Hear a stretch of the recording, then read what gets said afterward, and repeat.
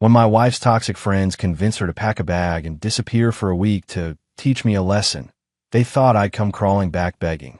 Instead, I picked up the phone and made a call that would turn their little game upside down. While she was celebrating her victory with those bitter women, I was taking action they never saw coming. My name is Miles Doyle. I'm 42 years old, and I've spent the last 15 years building something I thought would last forever. Not just my marriage to Cindy, but also my tire installation business that started as a single shop and grew into a network of 5 locations across our city. I worked my tail off to provide for my family, my wife Cindy, who's 39, our 16-year-old son Dylan, and our 12-year-old daughter Emma. The irony is that success might have been what destroyed us. When I was struggling to get the first shop off the ground, working 16-hour days with grease under my fingernails, Cindy and I were solid. We were a team. She'd bring me dinner at the shop, help with the books, even swept the floor when I was too exhausted to do it myself. But as the business grew and money started flowing in, something shifted. Cindy got a job at the bank downtown, said she wanted her own career, her own identity. I supported that completely.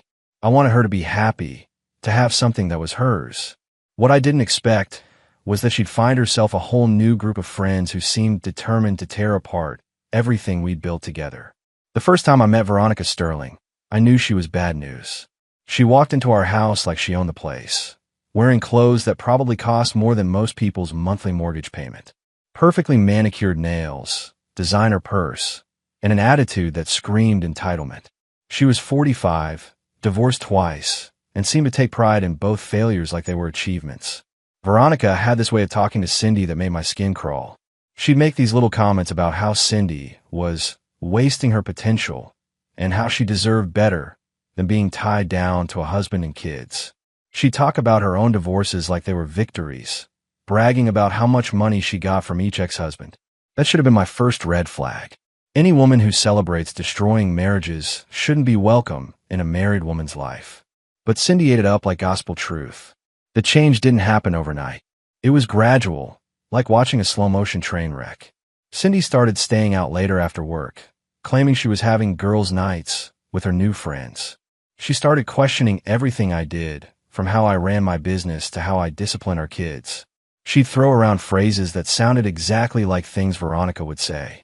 The tire business was booming, and honestly, that success might have blinded me to what was happening at home. By 2023, I had 5 locations running like clockwork, each one pulling in serious revenue.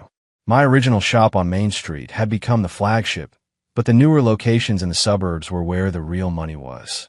Soccer moms with SUVs, contractors with heavy trucks, they all needed tires, and my shops provided quality service at fair prices. Dylan had started working part-time at the downtown location, learning the business from the ground up just like I did. The kid had good hands and wasn't afraid of hard work. I figured he might take over the business someday, keep the Doyle name going strong.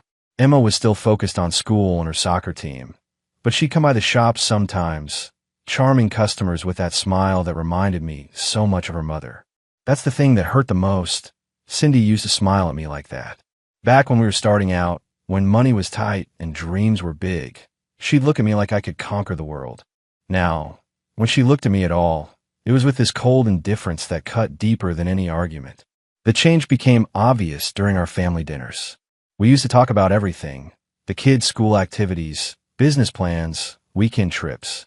Now Cindy would sit there picking at her food, barely participating in conversations. When she did speak up, it was usually to criticize something I'd done or said. One evening, Dylan was telling us about a college recruiter who'd called about his grades and athletic performance. The kid was excited, talking about maybe getting scholarship to play baseball. I was proud as hell, ready to celebrate.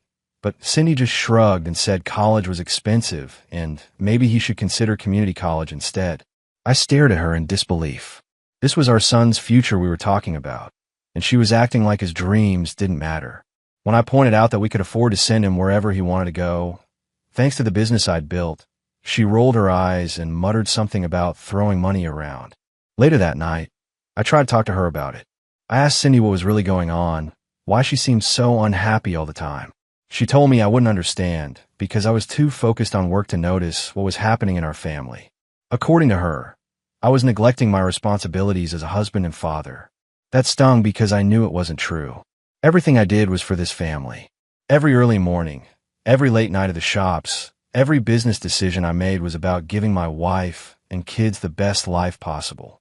But somehow, in Cindy's mind, my success had become a failure. I started paying closer attention after that conversation, and what I saw scared me. My wife was becoming a stranger, and I had no idea how to get her back. My mother, Eleanor, had never been one to bite her tongue, and, at 67, she sure wasn't going to start now. She'd been watching the changes in Cindy with the sharp eye of a woman who'd seen her share of life's disappointments. When she asked me to come over for coffee one Saturday morning, I knew something was on her mind. Eleanor Doyle was sitting at her kitchen table, the same one where she'd fed me breakfast for 18 years before I moved out. Her gray hair was perfectly styled, and her blue eyes held that determined look I remembered from my childhood when she had something important to say. "Miles, we need to talk about your wife," she said, not bothering with small talk. I sighed and took a seat across from her. "Mom, please don't start." "Don't start what?" "Caring about my son and grandchildren." Eleanor poured coffee into my favorite mug, the one with World's Best Son, that she'd given me years ago. "I've been watching Cindy, and that woman is not the same person you married." She was right, but hearing it out loud made it real in a way I wasn't ready for. "Marriage has its ups and downs, Mom. You know that." Eleanor snorted. "Ups and downs are one thing. Complete personality changes are another." Last Sunday at church, Cindy barely spoke to anyone. She used to light up that whole congregation with her smile. Now she acts like being there is some kind of punishment. That hit home because I'd noticed it too. Cindy used to love our church community, volunteered for every bake sale and charity drive. Now she complained about having to go, said it was a waste of time. Just last week, she'd rolled her eyes when Pastor Miller asked about her helping with the youth fundraiser. And those friends of hers, Eleanor continued, her voice taking on a sharper edge. That Sterling woman, particularly. I've heard things about her around town, Miles. She's poison, and she's spreading it to your wife. I leaned back in my chair, feeling the weight of everything I've been trying to ignore. What kind of things? The kind that destroy families, my mother said firmly. She brags about her divorces like they're trophies. Takes pride in how much money she got from each husband. Women like that can't stand to see other people happy in marriage because it reminds them of their own failures. Eleanor reached across the table and grabbed my hand with surprising strength. "Son, you need to fight for your family before it's too late.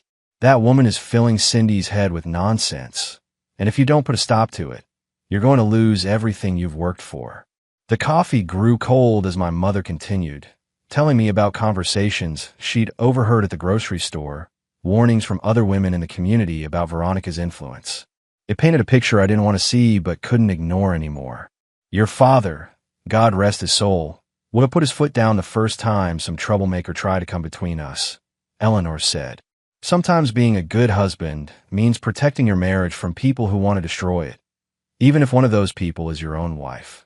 I drove home that day with my mother's words echoing in my head, knowing she was right, but not sure I was ready for the fight that was coming. The confrontation came sooner than I expected. I made it home early from the West Side shop, hoping to spend some quality time with the family. Instead, I walked into what sounded like a therapy session from hell. Cindy was sitting in our living room with Veronica and two other women I didn't recognize, and they were dissecting marriages like surgeons with scalpels. "The problem with men," Veronica was saying, swirling her wine glass like she was at some fancy social event, "is they think providing money is the same thing as being a good husband. They work all day and expect us to be grateful for the crumbs they throw our way." One of the other women, a redhead I'd never seen before, laughed bitterly. "Tell me about it. My ex used to think buying me jewelry would make up for ignoring me the rest of the year. Like a diamond bracelet was supposed to substitute for actual conversation." The third woman, blonde and probably in her early 40s, nodded enthusiastically. "They use work as an excuse to avoid real intimacy. Sorry, honey, can't talk now. Gotta provide for the family." Meanwhile, we're dying inside from loneliness. I stood in the hallway, listening to these women tear apart the institution of marriage with the enthusiasm of teenagers gossiping about classmates. But what really got to me was hearing Cindy's voice join in. "Miles thinks because his tire business is successful, he's automatically a good father and husband," my wife said, her voice carrying a tone I'd never heard before. But success doesn't mean anything if you're not emotionally available. He comes home expecting dinner on the table and praise for working hard. Like that's all there is to marriage. Emotionally available? I worked my tail off so she could have everything she wanted. I never missed a parent-teacher conference. Never missed one of Emma's soccer games or Dylan's baseball tournaments. I took the family on vacations every year. Made sure they had the best of everything. When had that stop being enough? Veronica's voice cut through my thoughts. Men like that are controllers, Cindy. They use financial security as a leash to keep you dependent. The question is, what are you going to do about it? Are you going to spend the rest of your life being grateful for scraps? Or are you going to demand what you deserve? That's when I'd heard enough.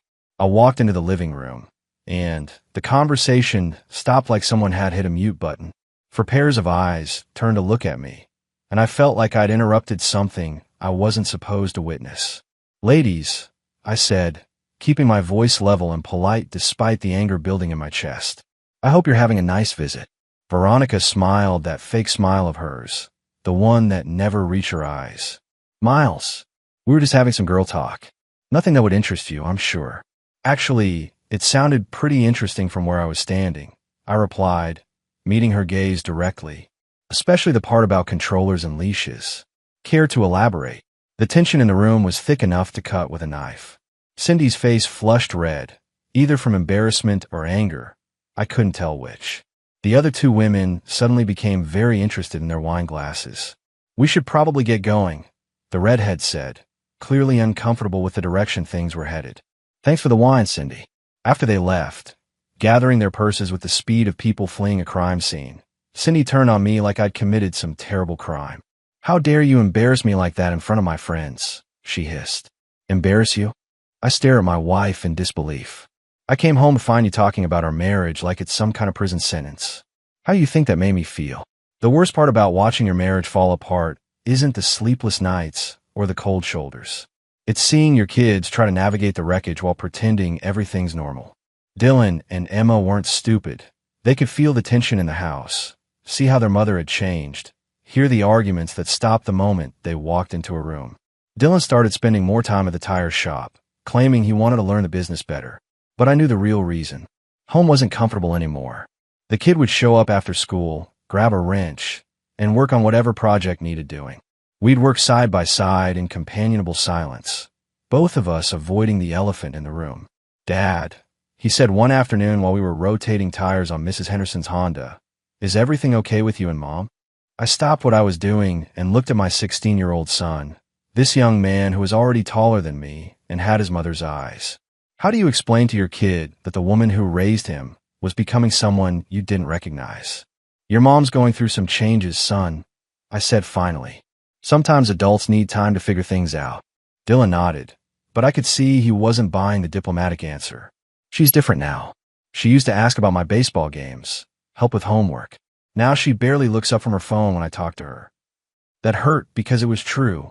Cindy used to be the kind of mother who made homemade cookies for school events and knew all of Dylan's friends by name. Now she acted like parenting was an inconvenience that interrupted her social life. Emma was handling it differently. My 12-year-old daughter had started having what she called tummy aches that kept her home from school. The school counselor called last week, concerned about Emma's grades slipping and her withdrawal from activities she used to love. When I talked to Emma about it, sitting on her bed surrounded by soccer trophies and stuffed animals, she looked up at me with tears in her eyes. Why doesn't Mommy love us anymore? She asked. The question hit me like a truck. Baby girl, Mommy loves you very much. She's just confused right now. She never comes to my games anymore, Emma whispered. And when I try to tell her about school, she says she's too busy or tired. I pull my daughter close, feeling her small frame shake with quiet sobs. This wasn't just about Cindy and me anymore. These toxic women weren't just destroying my marriage. They were destroying my children's relationship with their mother. That night, after both kids were asleep, I made a decision. I couldn't control what Cindy chose to do or who she chose to listen to, but I could protect my children from the fallout. They deserved better than walking on eggshells in their own home. The discovery came by accident, the way these things usually do.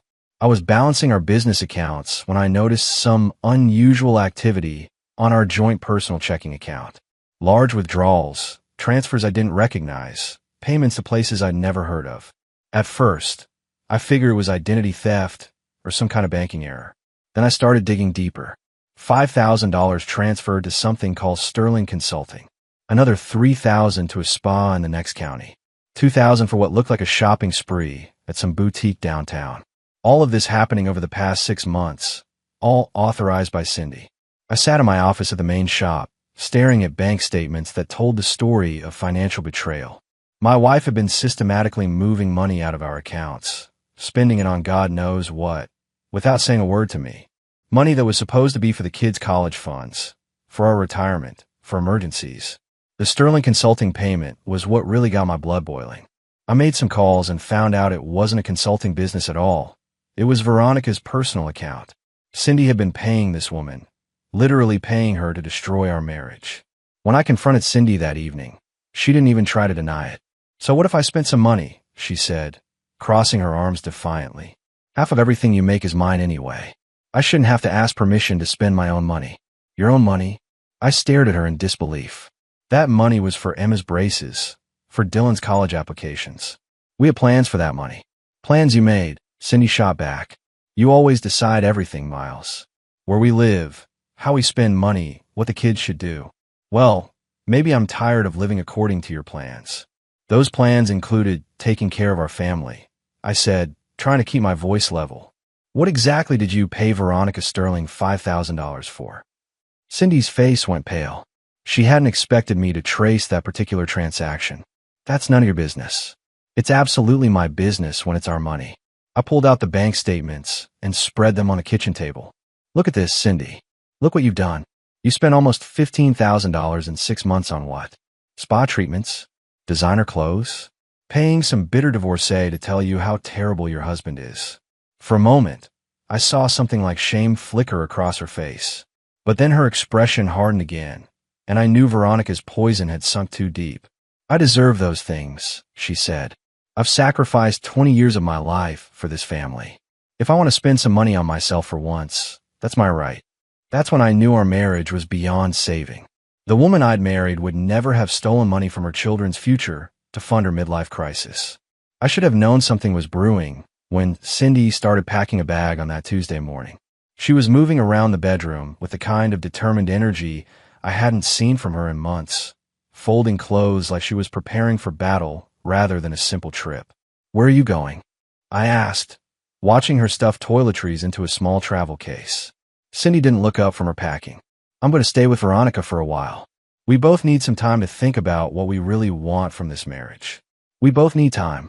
I stood there in my work clothes, coffee mug in hand, trying to process what I was hearing. I'm not the one who's been stealing money and bad-mouthing our family to a group of bitter, divorced women. That got her attention. She straightened up and fixed me with a look that could have frozen hell over. "This is exactly what I'm talking about, Miles," she said, zipping up the bag with sharp, angry motions. "You always have to be right. You always have to be the victim. Well, maybe it's time you learn what it feels like to be alone for a while." I set my coffee down on the dresser, feeling something cold and final settling in my chest. "So this is what your friends advised? Pack a bag and leave your family to teach your husband a lesson." "My friends told me I deserve better than this," Cindy shot back. "They told me that if I disappear for a week, you'll realize how much you need me and start treating me with the respect I deserve." There it was. My wife's bad friends had told her to leave for a week to teach me a lesson, just like my mother had warned me they would. These women had turned abandoning your family into some kind of power play. "And if I don't come crawling back, begging you to return?" I asked, keeping my voice steady. Cindy's confidence faltered for just a second, but then she lifted her chin defiantly. "Then I guess we'll both know where we stand." She grabbed her bag and headed for the bedroom door, pausing only to deliver what she clearly thought was her killing blow.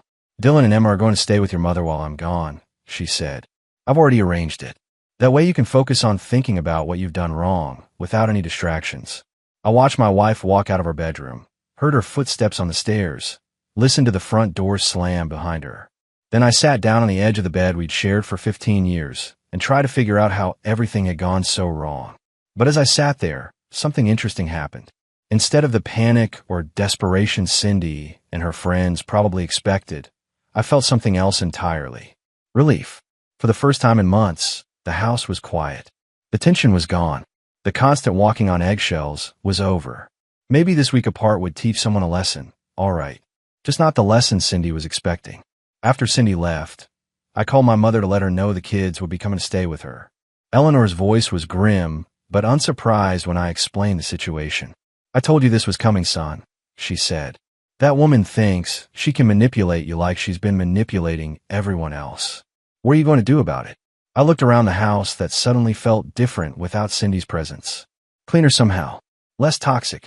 I'm going to call a lawyer, Mom. There was a pause on the other end of the line. Are you sure that's what you want? I'm sure it's what I need to do, I replied. Cindy made her choice when she decided to let her friends turn her against her own family. If she wants to play games, she's about to learn that I don't play games when it comes to protecting my children. After I hung up with my mother, I sat in my home office and did something I never thought I'd have to do. I started researching divorce attorneys in our area. The irony wasn't lost on me. While Cindy was probably celebrating her freedom at Veronica's house, I was taking steps to make that freedom permanent. The law firm of Bradley and Associates had good reviews and a solid reputation for handling complex divorces involving business assets. I made an appointment for that same afternoon, figuring if I was going to do this, I might as well do it right. James Bradley was a man in his 50s, with gray hair and the kind of calm demeanor that suggested he'd seen every variation of marital disaster imaginable. His office was lined with law books and family photos, the kind of place that inspired confidence in people facing the worst days of their lives. Tell me about your situation, Miles, he said, leaning back in his leather chair. I laid out the whole story, Cindy's transformation, the toxic friends, the financial betrayal, and finally this morning's ultimatum. Bradley listened without interruption, occasionally making notes on a legal pad. How many business locations do you have? He asked when I finished. 5 tire installation centers, all profitable. The business is worth about $2 million, maybe more. Bradley nodded. And your wife has been systematically moving money out of your accounts. Nearly $15,000 over 6 months, that I know of. We can work with this, he said, his tone becoming more businesslike. In cases involving financial misconduct and abandonment of the family home, Virginia courts tend to be sympathetic to the wronged spouse, especially when children are involved. I signed a retainer agreement that afternoon. As I walked out of Bradley's office with divorce papers in my briefcase, I felt something I hadn't experienced in months: control. For the first time since this nightmare began, I was the one taking action instead of just reacting to Cindy's increasingly erratic behavior. My wife's friends had told her to leave for a week to teach me a lesson. Well, they were about to learn what happens when you mess with a man who's had enough of their games. On Friday afternoon, exactly 5 days after Cindy left, she came back. I was in my home office, reviewing the divorce papers Bradley had prepared, when I heard her key in the front door. The sound of her heels clicking across the hardwood floor echoed through the house like gunshots. She appeared in the doorway of my office, looking like she expected me to jump up and embrace her with relief. Instead, I stayed seated at my desk, watching her with the detached interest you might show a stranger. I'm back, she announced, like this was some kind of gift she was bestowing on me. I can see that, I replied, closing the folder containing the divorce documents. How was your vacation? The casual tone in my voice seemed to throw her off balance. She'd probably expected tears, apologies, maybe some desperate speech about how much I'd missed her. It wasn't a vacation, Miles, she said, her voice taking on that sharp edge I'd grown to dislike. It was time for both of us to think about what we really want from this marriage. I leaned back in my chair, studying the woman I'd once thought I'd spend my life with. And what did you decide you want, Cindy? I want things to change, she said, crossing her arms. I want you to stop taking me for granted. I want you to appreciate what you have before it's too late. That's when I started laughing. Not a happy laugh, but the kind that comes when you realize just how ridiculous a situation has become. What's so funny? Cindy demanded. I stood up and walked over to my filing cabinet, pulling out a manila envelope. What's funny is that you actually thought this little stunt would work. You thought if you disappeared for a week, I'd come crawling back, begging you to stay. Didn't you miss me at all? She asked, and for the first time since she'd returned, I heard uncertainty in her voice. You know what I missed, Cindy? I missed the woman I married. The one who would never have stolen money from her children's future. The one who wouldn't have let a group of bitter divorced women convince her to abandon her family. I handed her the envelope. These are divorce papers. I filed them Wednesday morning, right after you left to teach me that lesson. Cindy's face went white as she opened the envelope. Her hand shook as she read the first page. You're bluffing, she whispered. You wouldn't actually divorce me over this. I'm not bluffing, Cindy. The marriage is over. Your friends got exactly what they wanted, another divorce to add to their collection. She dropped the papers and reached for my arm. Miles, please. We can work this out. I'll stop seeing them. I'll change. But I gently pulled away from her touch. It's too late for that. You made your choice when you chose their poison over our family. The divorce took 8 months to finalize, but those were 8 months of clarity instead of confusion. Cindy fought it at first, tried to claim I was being unreasonable and cruel. But when the financial records came out during discovery, showing exactly how much money she'd stolen and where it had gone, her attorney advised her to settle quickly. I kept the tire business in our house. Cindy got a fair settlement, but nothing like what she would have received if she hadn't been caught stealing from our accounts. The judge was particularly unimpressed with her explanation that the money was for personal growth and self-discovery. Dylan chose to live with me full-time. At 17, he was old enough to make that decision, and he'd seen enough of his mother's behavior to understand what had really happened. He's working at the main shop every day after school now, learning the business from the ground up. Emma splits her time between both houses, but she spends most weeknights with me. Cindy tries to be a good mother when she has her, but the damage to their relationship runs deep. Kids don't forget when a parent chooses toxic friends over family. As for me, I'm doing better than I expected. The business is thriving. Turns out, not having someone constantly undermining your confidence is good for productivity. I've opened a 6th location and hired 3 new employees. About 6 months after the divorce was final, I started seeing someone new. Ashley Thompson is 30 years old, works as a nurse at the Children's Hospital, and has never been married. She's kind, supportive, and genuinely interested in my kids and my business. Most importantly, she doesn't have any bitter divorced friends filling her head with poison about men and marriage. We're taking things slow, but for the first time in years, I'm optimistic about the future. Dylan likes her, and Emma is warming up to her gradually. That's all I can ask for. Cindy is still friends with Veronica Sterling and the rest of that toxic group. From what I hear around town, she's dating some guy 15 years younger than her and living in a tiny apartment across town. Veronica convinced her that this was living her best life, but from the few times I've seen Cindy at school events, she looks tired and older than her years. Sometimes people ask me if I regret how things ended, if I wish I'd fought harder to save a marriage. The answer is no. A marriage is supposed to be a partnership between 2 people who respect each other and work toward common goals. What I had with Cindy at the end wasn't a marriage. It was a hostage situation. My advice to any man going through something similar is simple. Don't let toxic people poison your family. If your spouse chooses bitter friends over your marriage, believe what they're showing you and protect yourself accordingly. Sometimes the lesson someone tries to teach you isn't the lesson they intended.